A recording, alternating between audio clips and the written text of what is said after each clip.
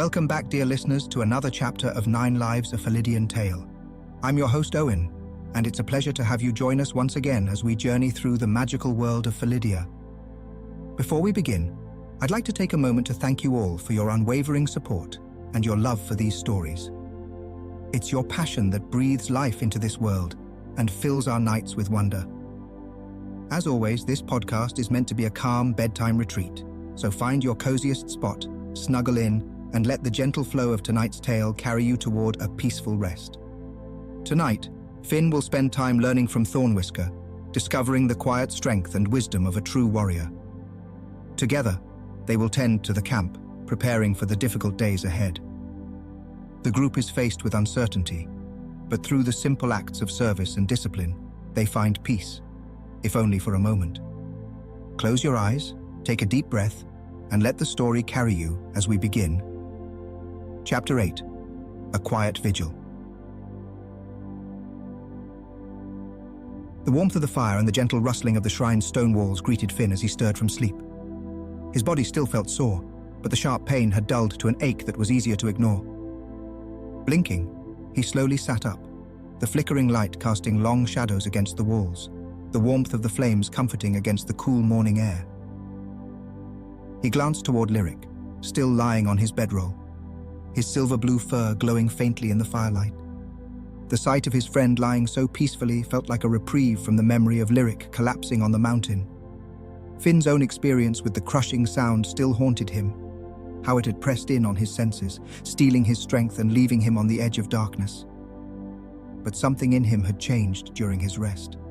The fear that had held him tightly was loosening.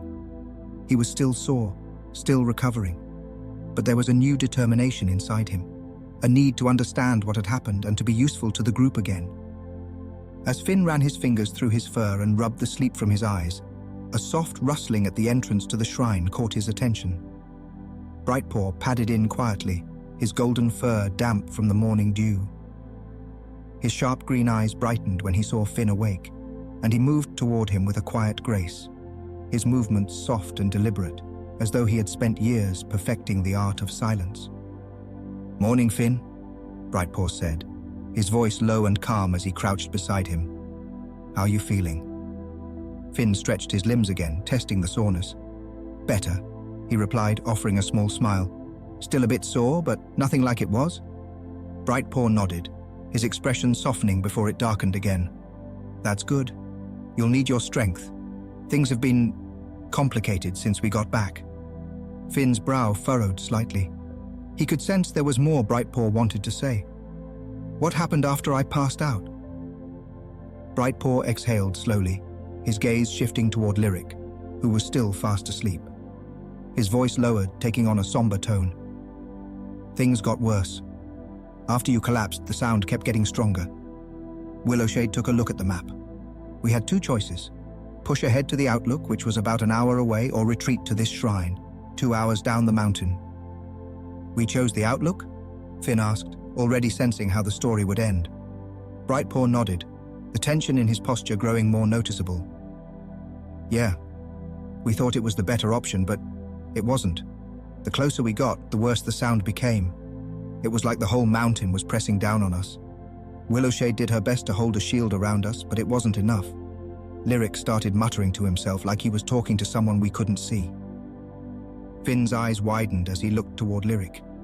The thought of his friend, usually so composed, spiraling into an invisible conversation, sent a ripple of concern through him. "At first we thought Lyric was trying to fight the sound," Brightpaw continued. "But then he started shouting, like he was arguing with someone. We couldn't see or hear who he was talking to. Before any of us could do anything, he collapsed, completely unresponsive." Finn swallowed hard, his gaze fixed on Lyric. His friend's peaceful sleep seemed worlds away from the description Brightpaw was giving. But Finn felt no fear. Instead, there was a deep desire to understand, to help. "So, you turned back?" Finn asked, keeping his voice steady. Brightpaw nodded again. "We had no choice. Willowshade couldn't hold off the sound much longer, and with you and Lyric both down, there was no way we could push forward. We retreated. Willowshade used her magic to carry you and Lyric down the mountain, and we made our way back here." The weight of Brightpaw's words settled over Finn, but instead of feeling overwhelmed, he felt something else, a quiet determination. They were stuck for now, but they would find a way through it. He would find a way to help them move forward. "What about the wolves?" Finn asked, his mind shifting to the other danger they had faced. "They're still out there," Brightpaw replied, his green eyes narrowing slightly. "But they've been keeping their distance. I think the sound is affecting them too, in ways we don't fully understand yet." Finn frowned. The wolves had always been a threat, but now, with the sound and whatever dark magic seemed to be tied to it, everything felt more precarious. "And the sound?" Finn asked, the memory of it still sharp in his mind. "It hasn't changed," Brightpaw said, rising to his feet and gesturing for Finn to follow him. "But there's something else. Come with me." Finn pushed himself to his feet, following Brightpaw outside the shrine. The cool mountain air greeted him, refreshing and invigorating as it brushed against his fur. The sun had risen, casting a soft, golden light across the clearing. But something felt different. There was an unnatural stillness to the air, as though the very land around them was holding its breath. Brightpaw led him toward the edge of the camp, where the trees loomed thick and dark. He knelt beside a patch of undergrowth, gesturing for Finn to look more closely. "Look at these leaves," Brightpaw said, his voice quiet but tense. Finn crouched beside him, his eyes narrowing as he studied the plants. The leaves, which should have been vibrant green, had turned a sickly ashen gray. When Finn reached out to touch one, it crumbled beneath his fingers, disintegrating into dust at the lightest touch. "What?" Finn trailed off, staring at the ruined foliage in disbelief. "It's not just the plants," Brightpaw continued, standing up and pointing toward a nearby boulder. "Look at the stones." Finn followed his gaze and saw it immediately. Thin, glowing veins of green snaked through the surface of the rock, pulsing faintly with an eerie light. The stone almost seemed alive, as though something dark and ancient had seeped into it, warping its very essence. "It's like the mountain itself is changing," Brightpaw said, his voice low and grim. "I saw some animals while I was scouting, rabbits, birds, but they're acting strange. They're scared, but it's not just us they're afraid of." Finn felt a chill run down his spine. Whatever magic was tied to the sound wasn't just affecting them, it was warping the land itself, changing the plants, the animals, even the stones. The implications were unsettling, but instead of fear, Finn felt his determination grow stronger. They needed to figure this out. "We need to stay alert," Brightpaw said, his voice serious. "This isn't just about the sound anymore. There's something bigger happening here, something we don't fully understand yet." Before Finn could respond, a deep voice called out from across the clearing. "Finn, come join me." Finn turned to see Thornwhisker sitting cross-legged near the edge of the camp, his eyes closed in meditation. The warrior's dark brown fur shimmered in the early morning sunlight, his posture steady and grounded like a boulder anchored firmly in the earth. Brightpaw gave Finn a nod, signaling that he should go. Finn hesitated for only a moment before heading toward Thornwhisker, curiosity pulling him forward. Thornwhisker's presence had always exuded a quiet strength, and now, more than ever, Finn wanted to understand how the warrior remained so composed in the face of so much uncertainty. Thornwhisker's ear twitched slightly as Finn approached, but he didn't open his eyes. His voice was calm, deep, and steady. "Sit. Join me." Finn lowered himself onto the cool earth beside Thornwhisker, mimicking his cross-legged posture. "What are you doing?" Finn asked, his voice soft. "Meditating," Thornwhisker replied, his eyes still closed. "Clearing my mind." Finn hesitated. He had never meditated before, and the idea of simply sitting and thinking, or not thinking, felt foreign to him. "Does it help?" Thornwhisker opened one eye and glanced at Finn. "Yes. A warrior's greatest strength comes from within. Mental clarity is just as important as physical strength. My father used to say that the mind is a weapon. Without control, it can cut you deeper than any blade." Finn opened his other eye slightly, intrigued. "Your father taught you all this?" Thornwhisker's mouth twitched in a small smile, but he didn't open his eyes again. "Yes. He taught me how to be a warrior, but not just with a sword. It was about discipline, about service to others." Finn fell silent. letting Thornwhisker's words sink in. He had always thought of warriors as fighters, people who faced danger head-on with nothing but strength and courage. But Thornwhisker's approach was different. There was a quiet wisdom in his words, a calmness that spoke of experience, of knowing when to act and when to hold back. "Close your eyes," Thornwhisker instructed, his tone gentle but firm. "Breathe deeply. Focus on the present, the earth beneath you, the air around you. Let everything else fall away." Finn followed his instructions, closing his eyes and taking a slow, deep breath. The cool mountain air filled his lungs, and he tried to focus on the sensations around him. The feel of the earth beneath him, the faint breeze brushing against his fur, the steady rise and fall of his chest. But his thoughts kept drifting, pulling him back to the sound, to Lyric's collapse, to the strange magic that seemed to be warping the land. "Breathe," Thornwhisker said softly. "Don't fight your thoughts. Let them come, but don't hold on to them. Let them pass like clouds in the sky." Finn took another deep breath, trying to follow Thornwhisker's advice. Slowly, the tension that had been coiling in his chest began to ease. His thoughts became quieter, less intrusive, and for the first time in days he felt a sense of calm wash over him. The worries that had been gnawing at the edges of his mind seemed distant, like shadows on the horizon. After what felt like several minutes, Thornwhisker opened his eyes and stood, stretching his arms and rolling his broad shoulders. "Come, there's work to be done." Finn opened his eyes, feeling more grounded, more present than he had in a long time. The meditation had been unfamiliar, but it had helped clear the fog of worry that had been clouding his mind. He stood, ready to face whatever was next. Thornwhisker led Finn to a small pile of logs stacked near the edge of the camp. The sun was now higher in the sky, casting long, dappled shadows over the ground. Thornwhisker handed Finn an axe, and they set to work, the steady rhythm of chopping wood filling the air. The sound of the axe splitting wood echoed through the clearing, each swing deliberate and measured. Thornwhisker worked with a quiet intensity, his movements precise and controlled.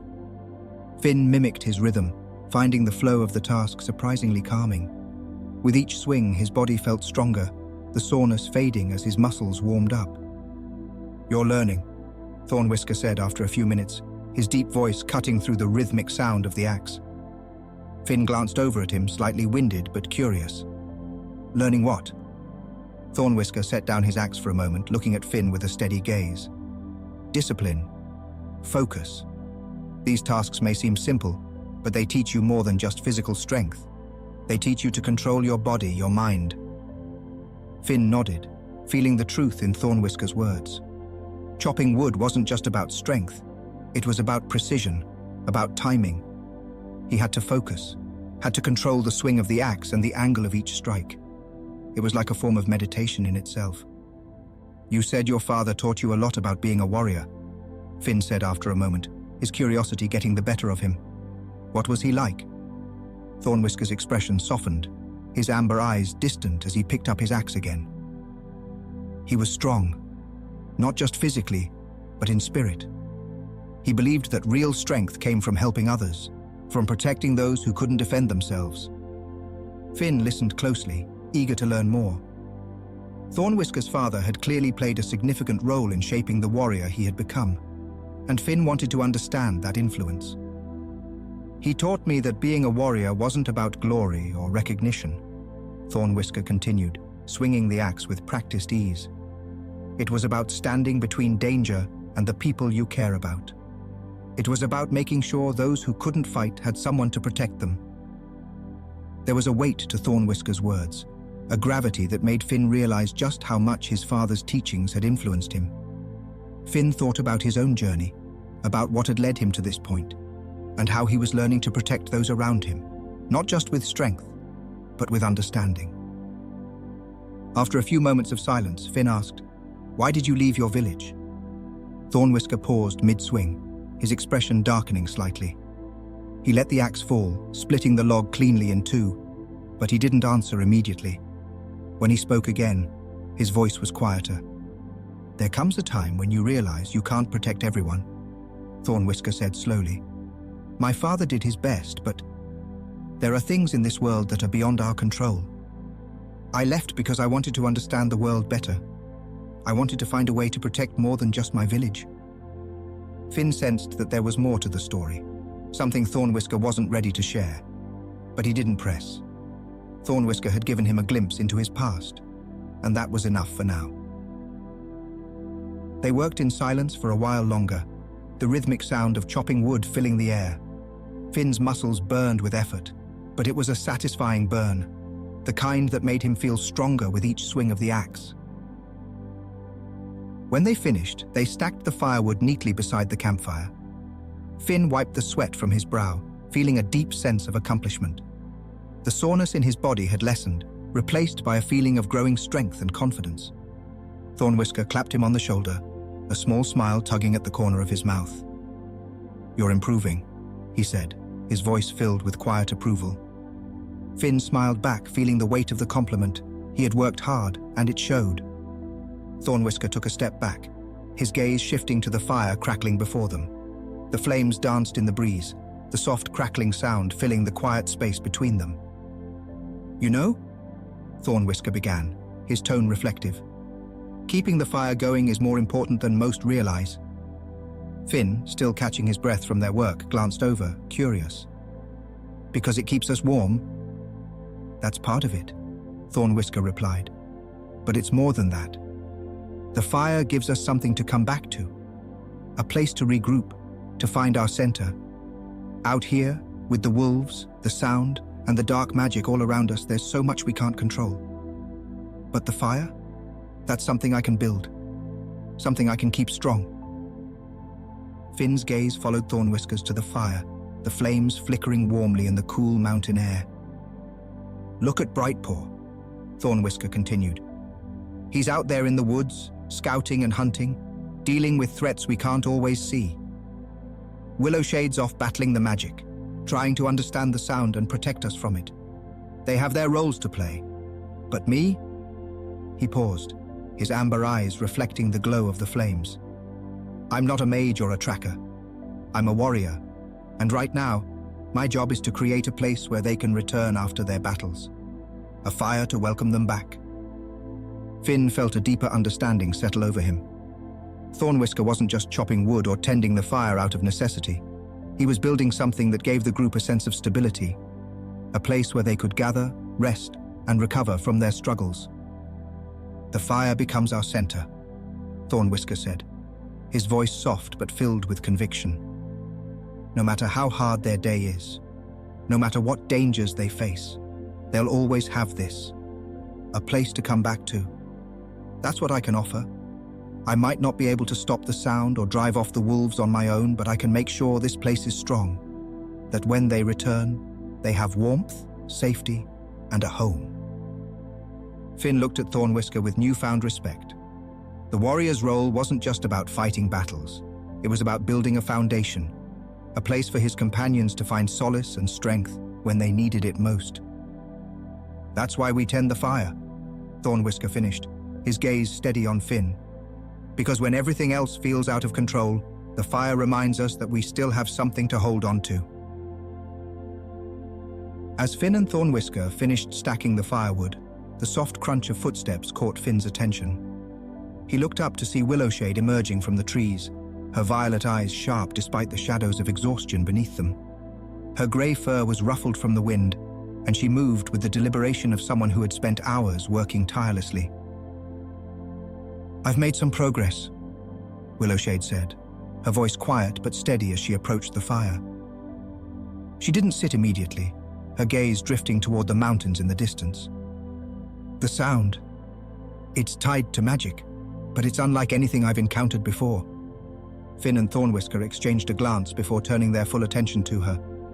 "What did you find?" Finn asked, eager to understand what had been affecting them so profoundly. Willowshade finally sat down beside the fire, letting out a deep sigh as the weight of her work seemed to press down on her. "I've tried several different approaches to block or weaken the sound, but nothing holds for long. It's as if the magic slips through whatever defenses I set up." Finn furrowed his brow, his mind already turning toward possible solutions. "What have you tried?" Willowshade rubbed her temples, clearly drained. Shielding spells, disruption wards, even elemental countermeasures. But every time I cast something to block the sound, it feels like the magic finds a way around it. It's not overpowering, but slippery, as if it's shifting or changing right under my nose. Thornwhisker leaned forward, his amber eyes sharp. So nothing works? Not for long, Willowshade admitted, her voice growing taut with frustration.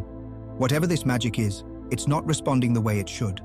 Usually when you block a spell, there's some kind of resistance, something you can sense and push back against. But with this, it's different. I don't even know what to push against. The sound seems to come from everywhere at once. Finn nodded, his mind still working through what she was saying. So we need to figure out how to contain it, maybe change our approach. Have you tried focusing on just one area instead of spreading the defenses? Willowshade looked up at him, a faint smile tugging at her lips despite her exhaustion. That's a good thought. I've been casting spells broadly, trying to cover as much ground as possible. Maybe a more concentrated approach could work. She sighed, running a hand through her fur. It would really help to have Lyric up and about. He knows spells I don't, things that could give us more insight into whatever this magic is doing. I don't like saying it, but I might be out of my depth here. With Lyric's help, though, I'm sure we could knock this out in a week. A week? Thornwhisker echoed. Willowshade nodded. Yes, but we should talk to the others before making any decisions. Thornwhisker crossed his arms, his gaze steady. Agreed. Once Lyric's awake, we'll discuss it as a group. Just as the conversation settled, the soft rustling of leaves signaled Brightpaw's return. The ranger stepped into the clearing, his golden fur lightly dusted with dirt, his green eyes serious as he approached the group. I've scouted the area again, Brightpaw reported, his voice low but urgent. The wolves are still circling the perimeter, but they haven't gotten any closer. It's like they're waiting for something. Waiting for what? Thornwhisker asked. Brightpaw shook his head, frowning. I don't know, but there's something else. The animals, they're behaving strangely. The deer, the birds, even the smaller creatures like rabbits. They're avoiding certain areas of the forest, places where the plants have started to die, where the rocks have that green glow. The magic's affecting them too, Finn murmured. Brightpaw nodded. It's spreading, just like Willowshade said. And it's not just the animals. I saw something strange near the base of the mountain. Some of the rocks, they've started to crack, like the earth itself is being torn apart. Willowshade's expression darkened further. The magic is destabilizing everything around it. Thornwhisker's gaze swept over the group, his expression grim but steady. We need more information. If the magic is spreading, we can't risk moving forward blindly. Brightpaw hesitated for a moment before speaking again.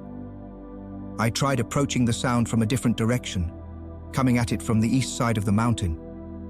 But it was the same there. The sound was just as strong and the magic just as pervasive. There's no easy way through. Before anyone could respond, a soft groan broke the silence. Finn turned to see Lyric stirring in his bedroll, his silver-blue fur shifting as he slowly sat up, rubbing his head. The group gathered around him quickly, relief evident in their eyes. How are you feeling? Willowshade asked, her tone softer now as she knelt beside him. Lyric blinked a few times, his eyes still heavy with sleep. Like I've been run over by a herd of wild boar, he muttered, rubbing his temples. What happened? The group exchanged glances. Thornwhisker spoke first. You collapsed on the mountain like Finn did. We brought you both back here to the shrine. Lyric frowned as if trying to remember. I remember the sound. It was overwhelming and then nothing. You were talking to someone, Brightpaw added, his voice low and cautious. Shouting, actually. But we couldn't see who it was. Lyric's expression shifted, confusion crossing his face. Talking? I don't remember that.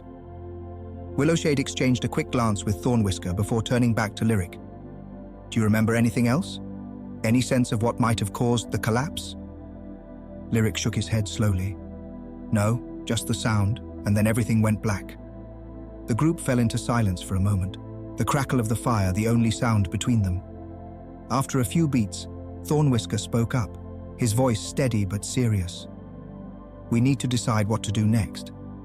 We can't stay here indefinitely, but if the magic is spreading and we can't move forward yet, what's our best course of action? Willowshade sat back, her eyes drifting toward the flames. If I can have a bit more time, give me a week. I'm close to understanding something. I can feel it. And with Lyric's help, I'm confident we can make progress. But we're still in a dangerous position, and I can't guarantee we'll find a solution right away. We also can't ignore the wolves, Brightpaw added. They're not attacking, but they're circling, watching. It's only a matter of time before they decide to come closer. Finn listened carefully, his mind racing through the options. They needed more information about the sound and the magic behind it, but they couldn't risk pushing forward without knowing what they were facing. At the same time, staying at the shrine wasn't a long-term solution. The magic's influence was growing, and the wolves weren't going to keep their distance forever.